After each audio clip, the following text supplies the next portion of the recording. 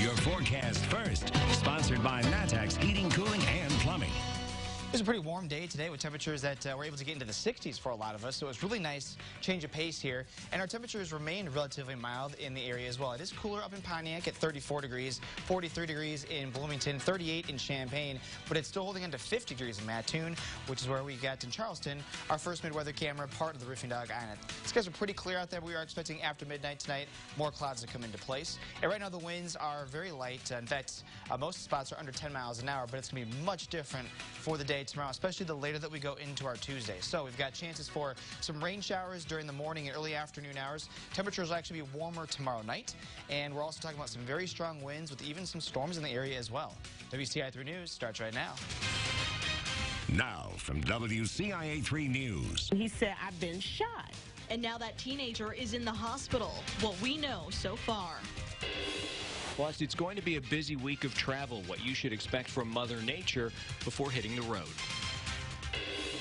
I was afraid of my stuff getting stolen.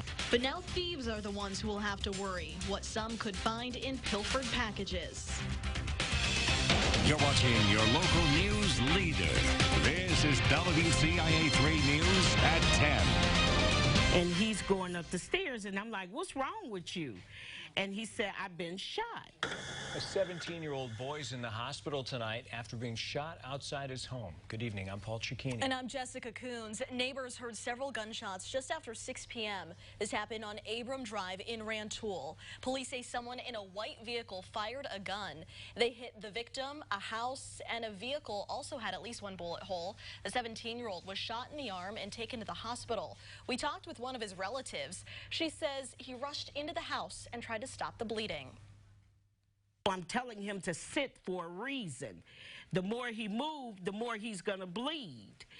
So he sat down, and I called 911, and the police came, and it went from there. Police say the victim told them he doesn't know who the shooter was. They are still investigating. Now, Rantoul police were also out at another shots fired call late last night. This one was near St. Andrews Circle and Willow Pond Drive. Police say they got 4 phone calls from people saying they heard gunshots, but officers were not able to get any more details. A hospital went on lockdown Friday night after 2 shootings in Champaign, and tonight we got more details about what that means. The first shooting happened in a parking lot at the corner of Springfield and Kenwood.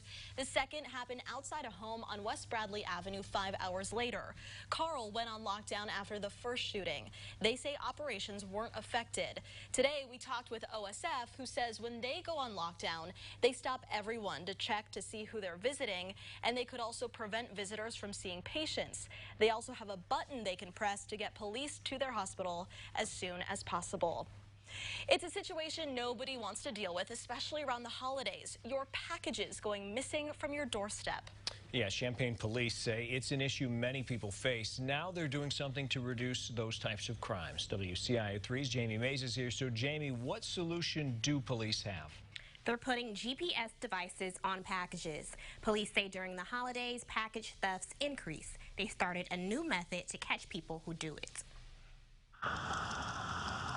It's a problem some homeowners fear. I was afraid of my stuff getting stolen. So Mike Laurent came up with a solution. I have most of my packages shipped to my P.O. box. Just wanted to make sure that I was able to get my packages when I ordered them. Champaign police wanted to ease the concerns of Laurent and others in the community. A few weeks ago, they started putting some mystery boxes around parts of the city where thieves were lingering. Are you getting ready to pick up a package that belongs to the police department, or are you getting ready to pick up a package that belongs to somebody? But they won't find some hot new gadget, just a GPS device hidden inside. Technology is as such to where, believe it or not, if somebody actually moves the package, I get a text message, and then I'm able to track the package. Their goals? As a way of, well, 1, catching those people who might be stealing the packages, and 2, to deter others from taking things that don't belong to them. Though Mike Laurent has no plans of giving up his P.O. box anytime soon, he's still happy police are doing something about it. That's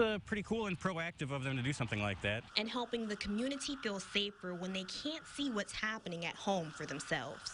We're making a great effort to try to do what we can to help reduce that opportunity from happening. Police say so far no thieves have taken the packages, but they're hopeful this will help decrease thefts, especially during the holiday season. Live in the newsroom, Jamie Mays, WCIA 3, your local news leader.